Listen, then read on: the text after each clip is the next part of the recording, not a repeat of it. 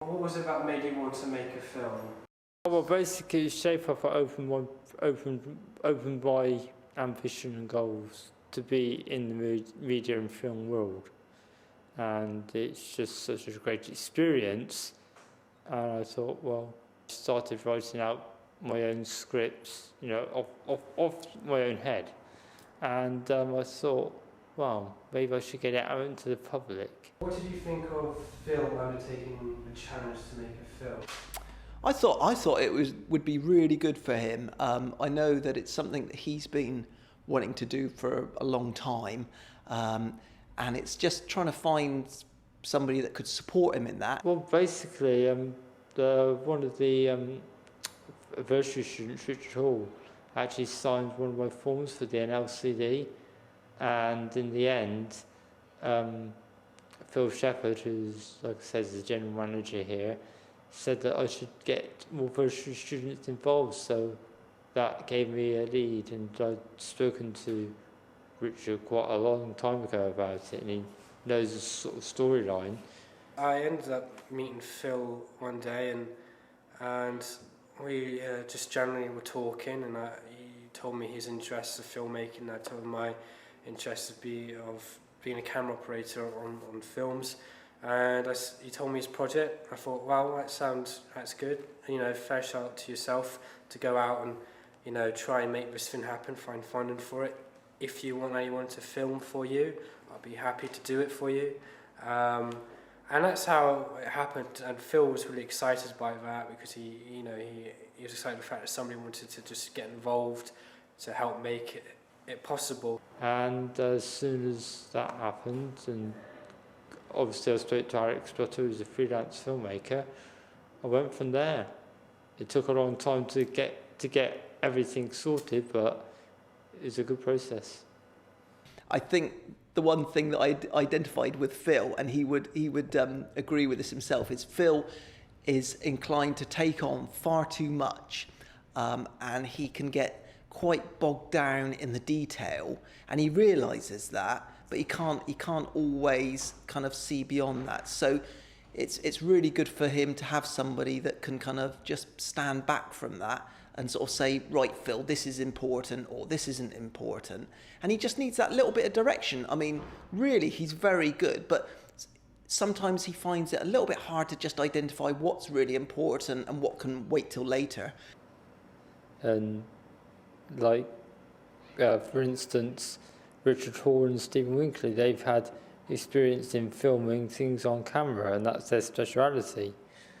So they know what dynamic shots we need, and they always explain things like why they're doing this shot and why it's the best one.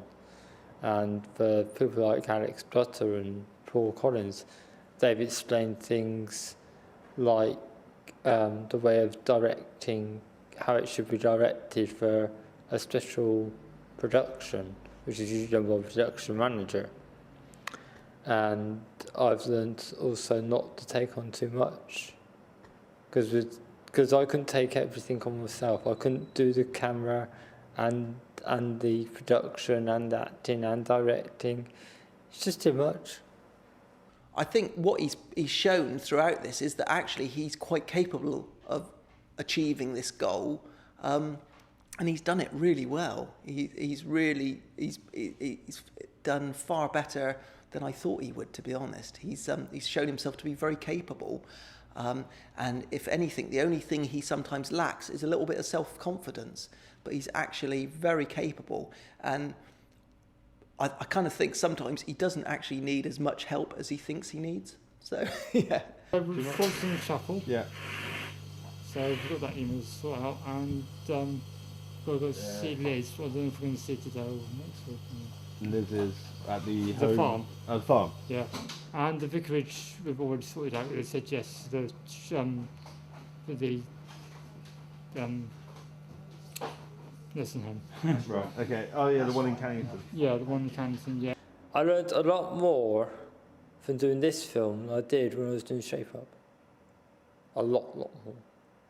And it's basically because, obviously, Stephen and Tom knew what they were doing at the time, but I learned a lot of safety tips from Richard Hall, Alex Trotter, Paul Collins, more than I did in Shape Up.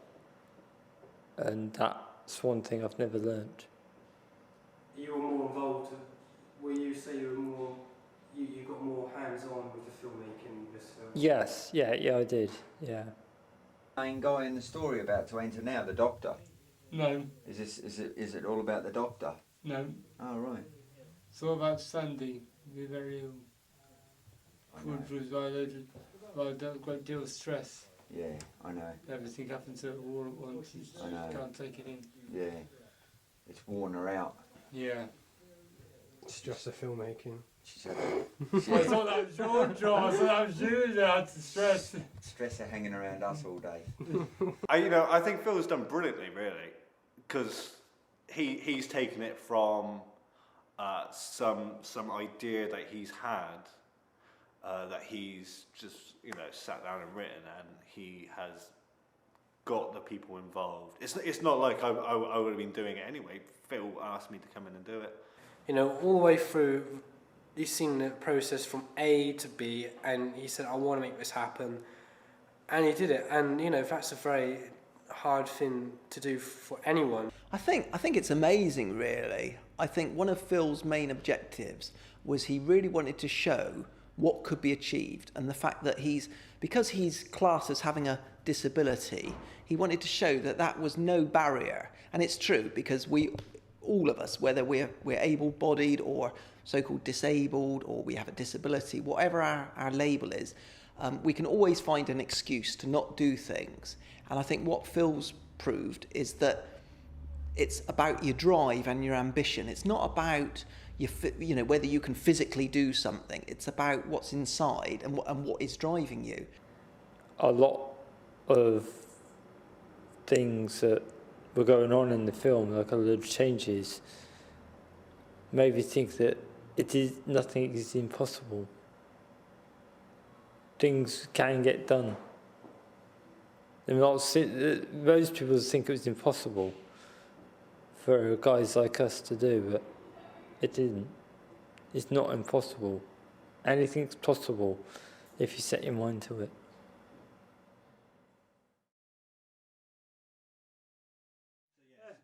So then you look like that and you go, Oh, yeah. which is that little bit more sort of lovey thing. Yeah, I got it. Okay, start rolling. So you're playing with your face, don't forget, Rob. Phil. Sorry, start or do I start? You start. Okay. I've had this hotel for years. I'm expanding it and I need a lot of new staff. I've never tried it. Well, then just start to put it on to about there, and then stop, and we'll do a close-up of it, going a bit further. Right, okay. Okay? Just get that, all right, Alex?